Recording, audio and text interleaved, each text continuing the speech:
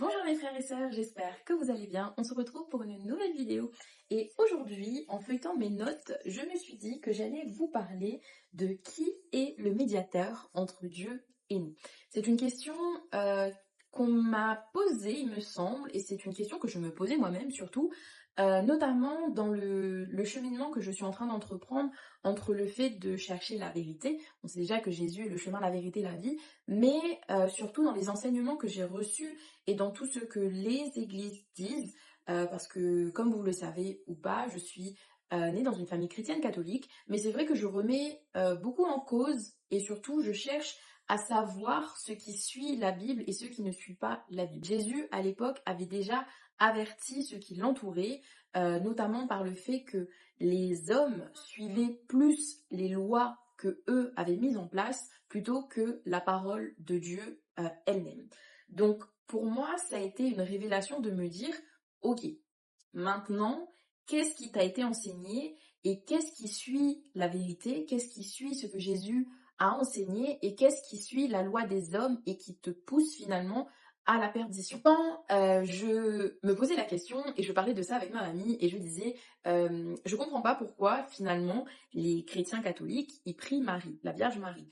Parce que c'est une figure très très présente dans la religion et qui va toujours intercéder pour nous.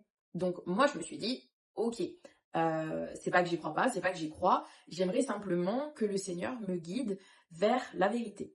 Donc ce matin-là où je discutais avec ma amie, je suis tombée sur 1 Timothée 2,5. Donc là je me suis dit, le Seigneur il sait quoi nous donner et surtout la Bible est une parole vivante parce que à ce moment-là, je me posais cette question et je suis tombée sur ce verset. 1 Timothée 2. Je recommande donc, avant tout, que l'on fasse des demandes, des prières, des supplications, des actions de grâce pour tous les hommes, pour les rois et tous ceux qui détiennent l'autorité, afin que nous menions une vie calme et paisible en toute piété et dignité. Voilà ce qui est beau et agréable aux yeux de Dieu, notre Sauveur, qui veut que tous les hommes soient sauvés et parviennent à la connaissance de la vérité, car il n'y a qu'un seul Dieu, un seul médiateur aussi entre Dieu et les hommes, un homme, Christ Jésus, qui s'est donné en rançon pour tous. Tel est le témoignage qui fut rendu au temps fixé et pour lequel j'ai été moi établi héros et apôtre. Je dis vrai, je ne mens pas. Docteur des nations dans la foi et la vérité. Il y a énormément de choses, je pense, qui vous parlent, peut-être des choses qui ne vous parlent pas également. Lorsqu'on dit voilà ce qui est beau et agréable aux yeux de Dieu, notre Sauveur, qui veut que tous les hommes soient sauvés et parviennent à la connaissance de la vérité. Donc là, on a conscience que finalement, beaucoup de personnes disent oui, mais peut-être que lui, il sera pas sauvé, peut-être que voilà, il veut pas découvrir Dieu, ou que pourquoi est-ce que Dieu il laisse ça arriver. Il y a beaucoup de choses qui sont remises en cause, je pense, dans la relation de Dieu et aux hommes. Mais là, on nous dit clairement qui veut que tout homme soit sauvé et parvienne à la connaissance de la vérité. Moi, je trouve ça incroyable que finalement, une guêpe. Je disais que je trouve ça incroyable que Dieu est tellement aimant. Là, il n'y a plus de question en fait. Là même, il nous dit que tous les hommes soient sauvés. Donc il veut que tout le monde soit sauvé. C'est à nous, hommes, d'ouvrir les yeux et d'accepter surtout cette vérité-là qui est en Jésus. Pour répondre à la question de cette vidéo, on est donc dans le 1 Timothée 2, verset 5. Car il n'y a qu'un seul Dieu, un seul médiateur aussi entre Dieu et les hommes, un homme, Jésus-Christ.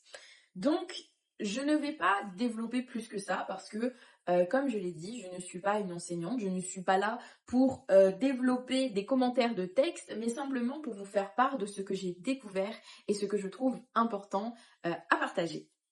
Ici, c'est simplement une vérité, c'est de dire que le seul médiateur qu'il y a entre Dieu et nous, c'est Jésus. Pour moi, ça répond un petit peu aux questions que je me posais et je me demandais, est-ce qu'il faut prier d'autres personnes? Est-ce que d'autres personnes vont intercéder auprès du Père pour nous?